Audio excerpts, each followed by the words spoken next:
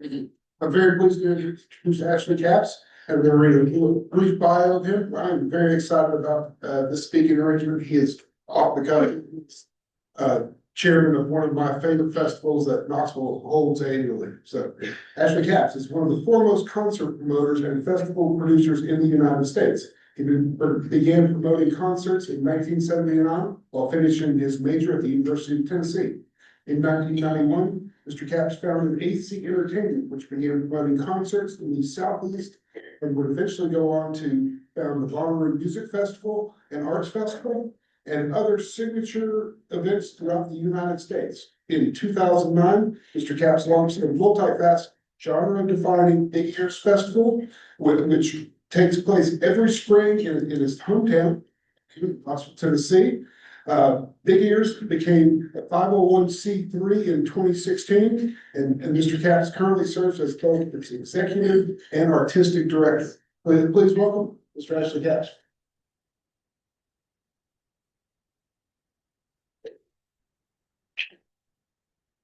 Thank you. Thanks for having me.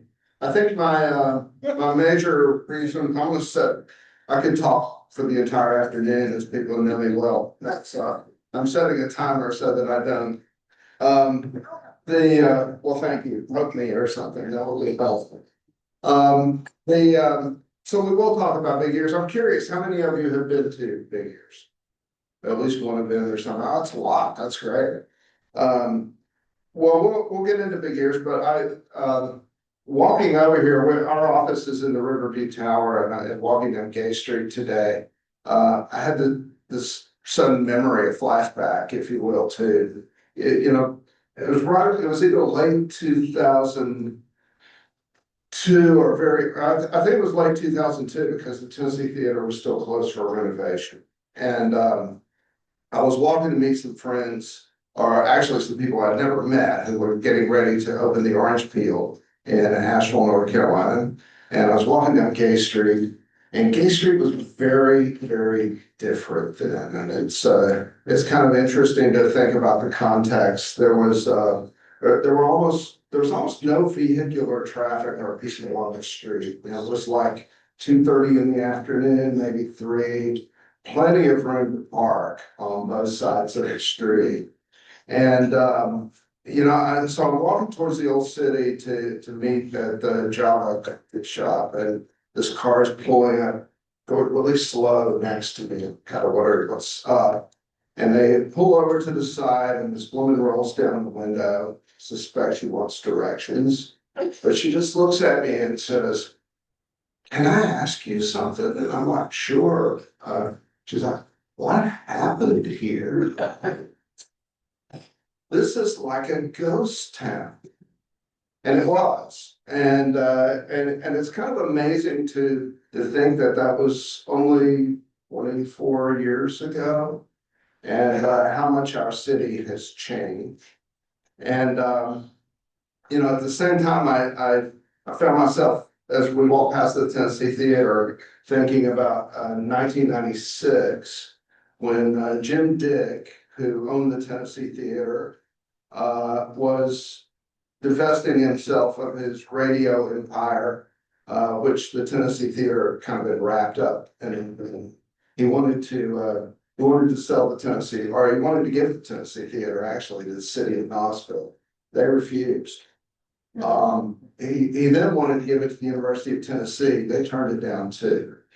In both cases, they were very concerned about the amount of money that the theater needed in order to continue on. I was very concerned too, but for a very different reason. My company was about 4 or 5 years into promoting concerts all over the Southeast, and we weren't doing that much at the Tennessee, but we were probably, it's probably 15 concerts a year at that particular point. And at that stage of the company's evolution, we really didn't want to lose the Tennessee. So fearing that it might close, which had been a rumor for, well over a decade and a half, I went to Jim Dick and asked him if we could run it while he figured out what he was going to do with it. And much to my amazement, he said yes.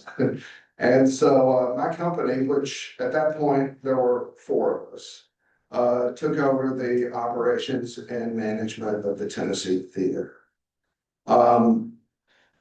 We had never managed a theater before, but we had promoted a lot of concerts in theaters all over the Southeast. So we were uppity enough to think that we at least knew what not to do, and in a few cases thought we knew what to do. And so the punchline to all of this is we just started promoting concerts, and people started coming downtown. And through that, realizing that the theater could in fact cash flow, which it had never done since Jim had taken over the operations of it. And the secret was simple, just doing events, booking concerts.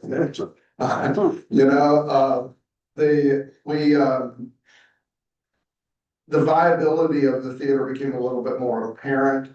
Mr. Dick formed a nonprofit organization. There was a board. The board really came together behind the Tennessee Theater. There was a major renovation, as you undoubtedly know. And in 2003, the theater reopened and, has been, one of the shining lights of the evolution of downtown Knoxville ever since. Arts and culture are especially important to economic development in cities. And this is, I use the Tennessee Theater as an example. The Bijou is also an example. But because of the Knoxville Symphony Orchestra, because of the Knoxville Opera Company, because of everyone who does events downtown, there is a steady flow of people who can support someone's restaurant or someone's retail business and provide the, day after day, week after week, the hundreds and thousands of people that are now coming to downtown Knoxville so that it can thrive. But thinking back to those days when it was like a ghost town is always something that's hovering there in the back of my mind. It was an honor to operate and manage the Tennessee Theater for 25 years. My company did that until COVID. Right before COVID, I sold AC Entertainment to Live Nation. And while I was continuing on, COVID changed everything. I ultimately decided I was going to leave before everything really came back. And the Tennessee took over its own management. At that particular point, there were lots of things that changed. But as I was contemplating selling to Live Nation, really starting in 2016, we had this little festival called Big Ears. And I knew that it would not survive in the ecosystem that is Live Nation. It was a very unique event. You had to explain it to people. And I didn't want to sell it because I felt like they would shut it down pretty quickly. So we turned it into a 501c. There were other reasons for that too, because a lot of the mission behind the festival was in fact in line with 501c3, but we'll talk more about that in a minute. So been asked to explain why Big Ears, where did that name come from? So that's a good place to start. Any of you know Hector Kirka? Hector Kirka, amazing guitar player, was in town for many years. He's in Charleston, South Carolina now.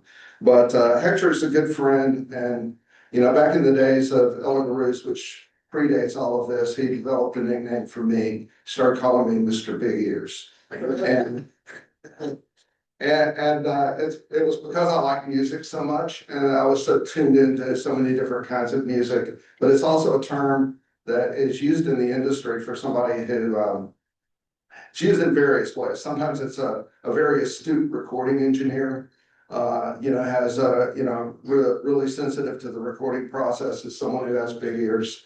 And sometimes, in record company days, an A&R person who could recognize, a future pop star or select a hit, from an album's worth of music. Those people were said to have big ears also. So the festival is based on that because the festival is really rooted in a love of music and music of all kinds. And I think that's one of the things that gives the festival its identity is that there's really something there for everyone who chooses to dig into the experience. There's classical music, there's jazz, there's plenty of bluegrass. There's certainly rock and folk music from all over the world. And it's a make your own adventure type of event. If you dive in, you can explore all sorts of things, whether it's for a day or for the entire weekend. All of the artists that play the festival are very carefully chosen. They're exceptional artists in their field. I think every year we have, somewhere around 30 or 40 Grammy Award winners, not necessarily for that year, but historically. The musicians who perform, the bands that perform are all people who are, if not household names, and most often they're not, but they're extremely influential in the world of music. And those of us who are deeply involved in it and listening to music, much like food people who are out, always looking for the great new restaurants and following great chefs. It's a festival that, in my mind, has a lot in parallel with that type of experience. The festival was launched in 2009.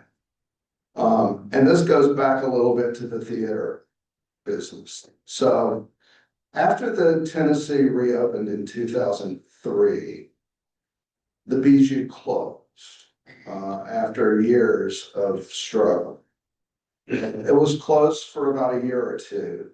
And then Mayor Bill Haslam called me up and asked me if I thought we could do for the Bijou what we had done for the Tennessee, meaning operate it in the black. And me being me, I was like, sure, we'll jump right in. I had a special place in my heart for the Bijou because it was the first place that I'd actually started doing shows outside of Cumberland Avenue and the Laurel Theater in Fort Sanders. So I also wanted to make the Bijou work and had quite a bit of experience in promoting shows there through the 80s when I was basically an amateur concert promoter, but into the 90s as well. So it was easy to say yes. And we took it on, and the Bijou 2 started operating successfully and proudly, thanks to my extraordinary team, which was more than 4 people by that point. We're in 2006 now, and also at the same time, I had launched a festival called Rotary, which was an amazing experience for many reasons. It had the first Bonnaroo drew 70,000 people, the second one 80,000 people, and my partners and I really developed the festival bug after that. Not because it was so extraordinarily successful financially, although that didn't hurt, but it was also because of the entire ethos that evolved around festivals. It was more than just a concert. It was an incredible experience. It was a community coming together for a shared experience over multiple days. And it was, it can be really transformative in the best possible ways. People, I know so many people, and I myself have made so many lifelong friendships because of the days at Bonnaroo and the days at Big Ears. So Bonnaroo set the tone for wanting to do more. We did do. We launched a festival in Las Vegas for 3 years. That one didn't last. We launched other festivals that lasted much longer, you know, in Louisville, Kentucky, and Charleston. The Charleston was still going on. But I had this idea that was inspired in a large part by a lot of European festivals, but also by the responsibility that we now had to operate and manage the Tennessee Theater and the Bijou Theater, which meant booking those venues. And we were doing everything that we could possibly do to bring in artists that were going to sell out these theaters or do well in these theaters on their own, as part of just regular tours. But we're like, what else can we do? How can we bring more into these theaters? How can we program them more excitingly? And with that in mind, I came up with this idea of Big Ears, inspired partially by a festival that I've visited on the southern tip of Norway in this little town called Kristiansund. And I'd gone, and there were only like 300 or 400 people there, but it was an amazing experience. And it made me feel like anything was possible. And I literally came back from that in the fall of 2008. Not that I hadn't been thinking about this for a while, but came back from that, assembled a group of friends, mostly my staff members, and we put together Big Ears in early November, in about a week. In early November of 2009, I launched the first one the first weekend of February in 2008. November 2008, launched the first one 3 months later. Don't do that.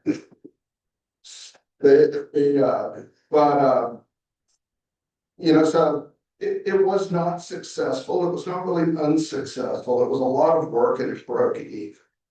And we continued the second year. And again, it was a lot of work, and it broke even. It was an exhilarating experience, but we were very busy, and it was difficult to justify the time and effort that was going into it for it just to break even. And we were very distracted with other festivals and events that we were doing. I mean, by this time, we're probably promoting 700 or 800 concerts a year throughout especially the Southeast, and had half a dozen other festivals that were consuming a certain amount of time.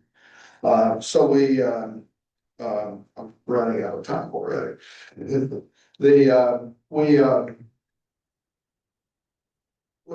We put it on ice.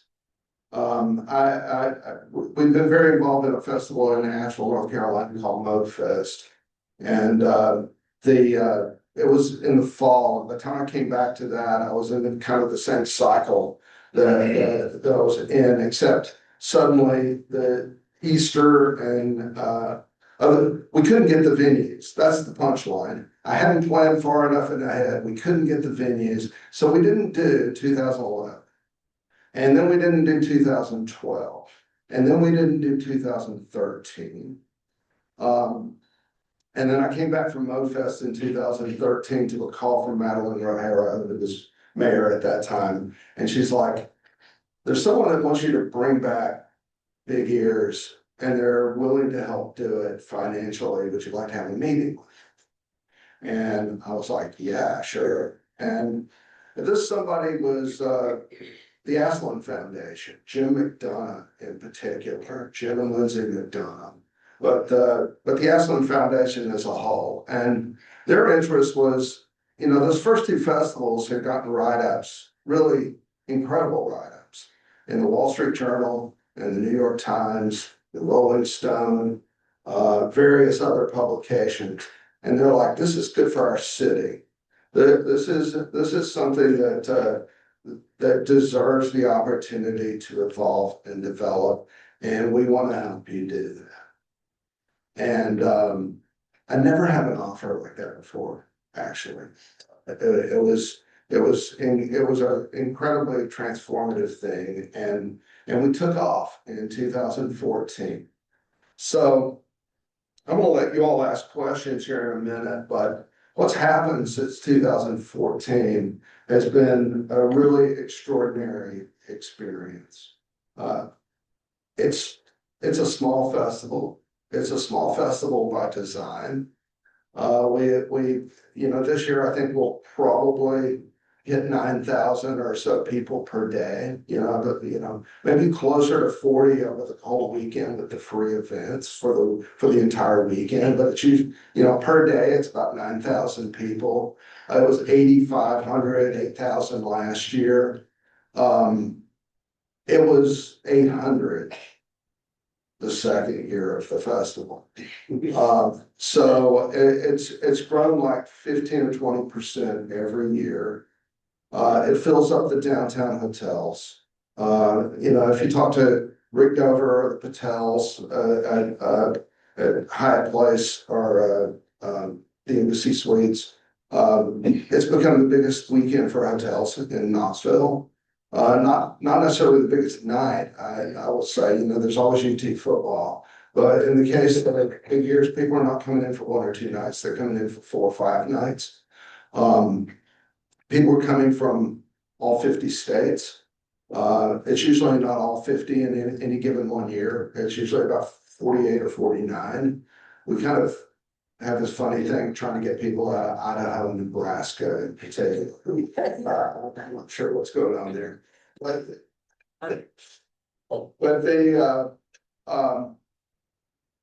and now when starting around 2019, about 24 different countries.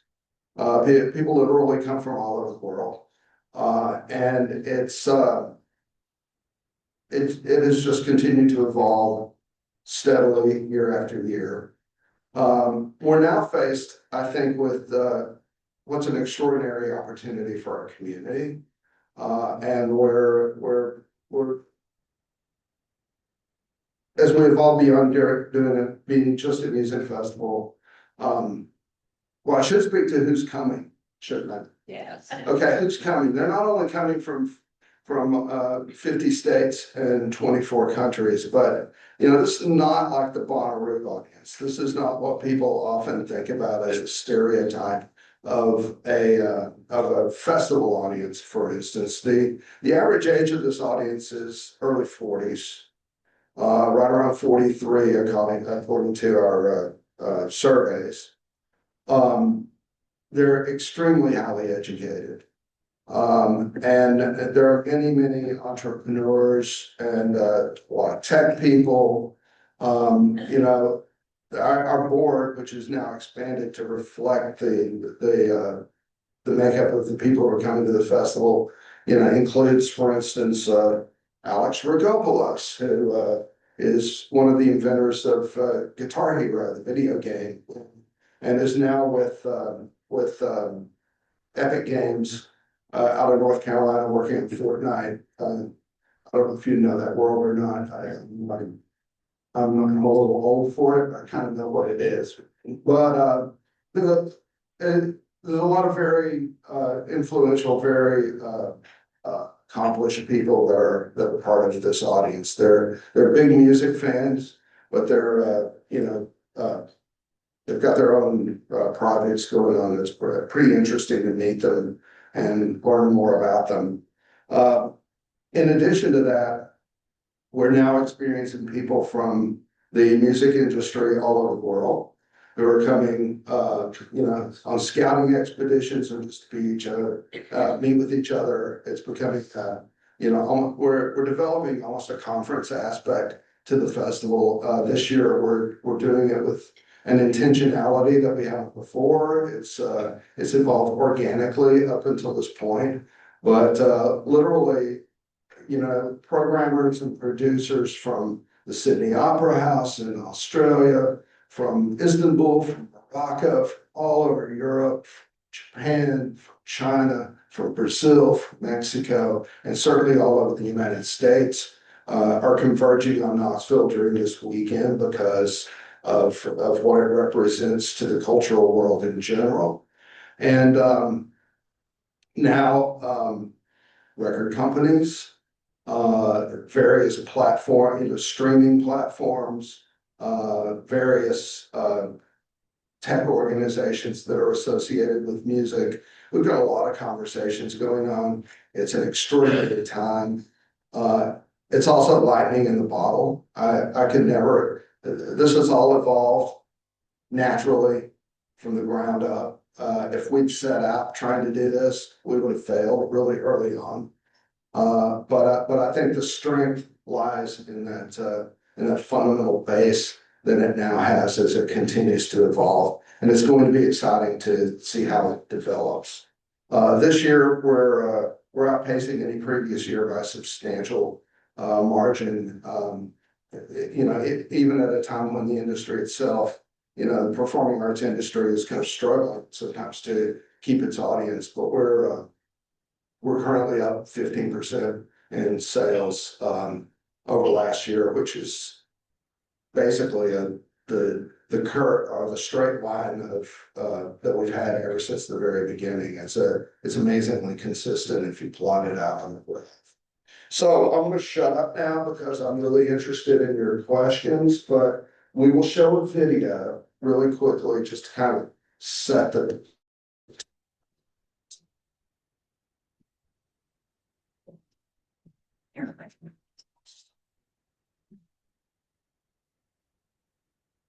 We never wanted to belong to a team. We wanted to be on our own island.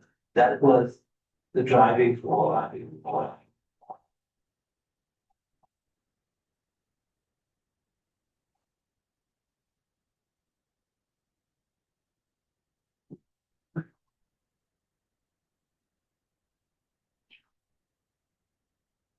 When they all get out there, pound, the 50 came pounds, they can break this down, everything was safe. Out and spread all around, or if the piece and everything, the packet big.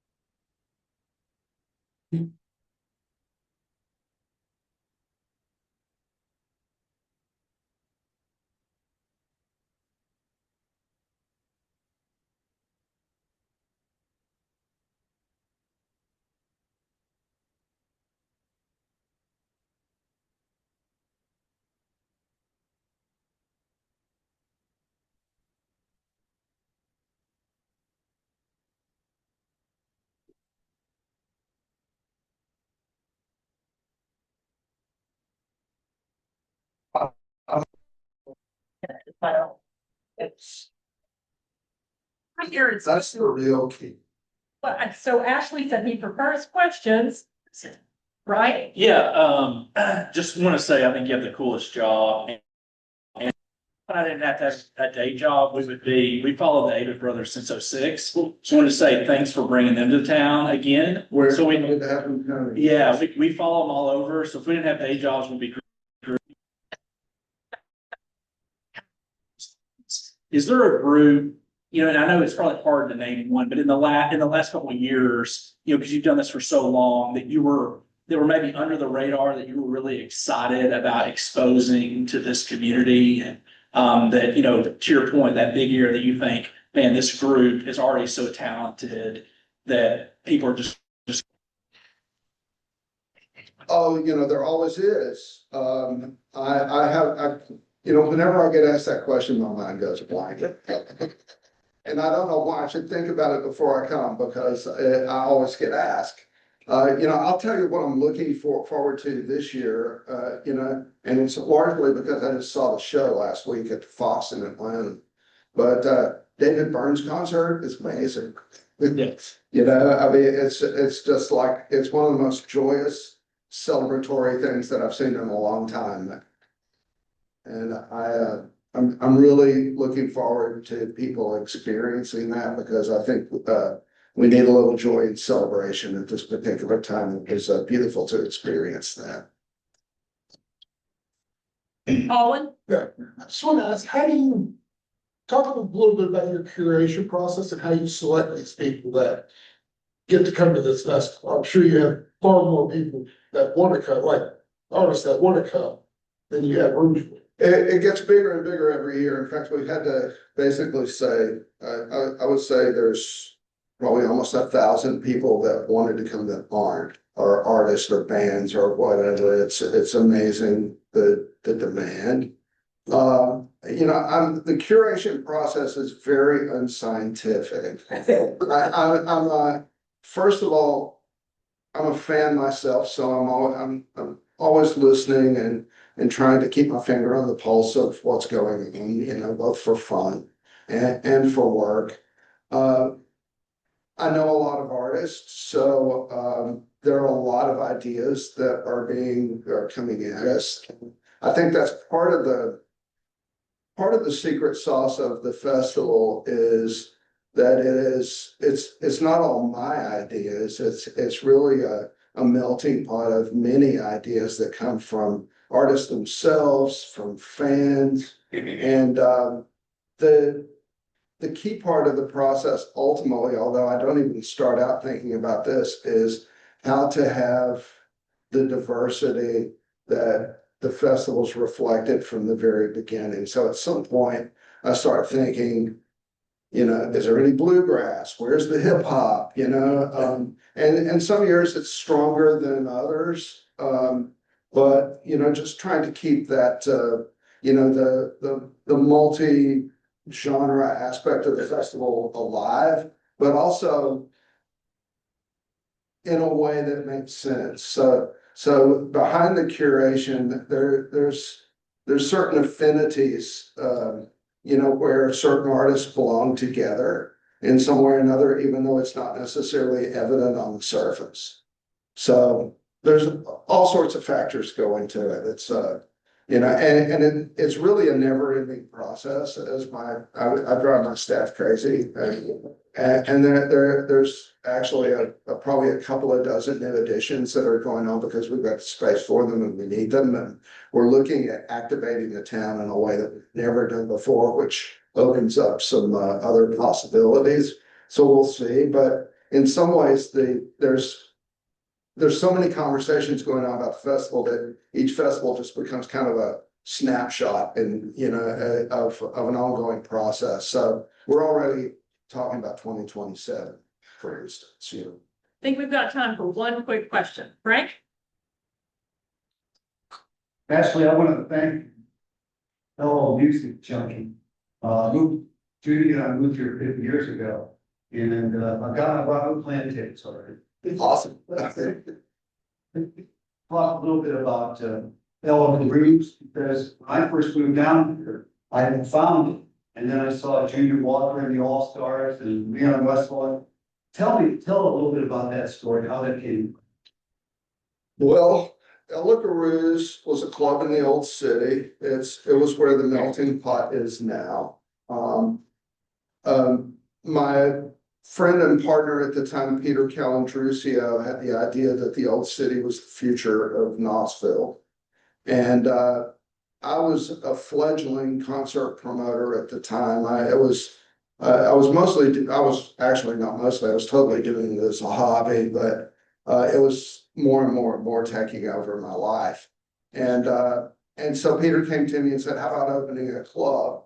And so we put together a business plan and went out and we found investors and we opened it. It was a 200, it was supposed to be a 250 seat venue. The fire marshal declared it a 220 seat venue.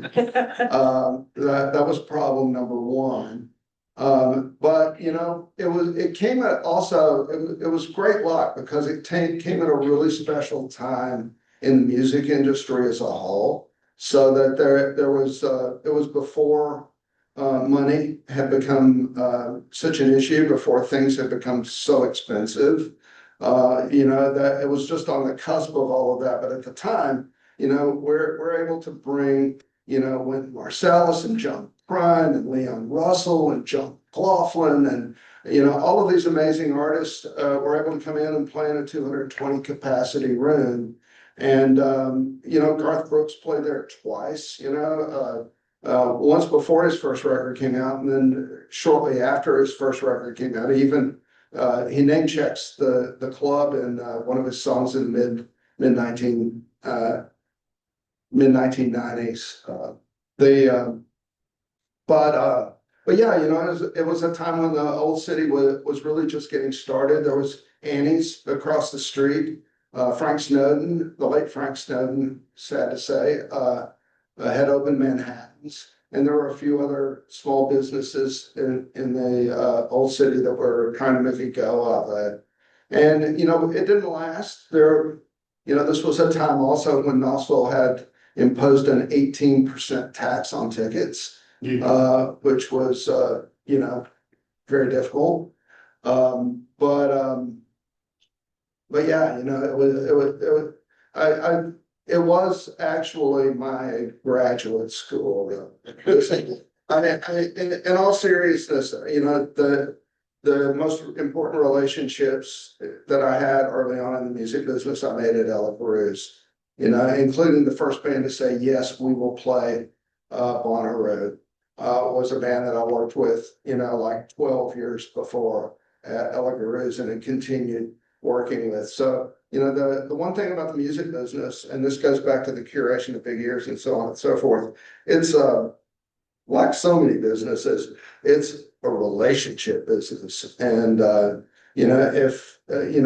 when you get in there, if you make relationships and people feel like they can depend on you, and you're not going to disappear at the time that they need you the most, and that you're going to do everything you possibly can to make their show as good as it can possibly be, and let people know about it. And that was the key to building all of these relationships over the years. So Ells was an amazing experience for 2.5 years, and yeah. I could talk about that the rest of the day. There's lots of Ellis stories. That's a great one.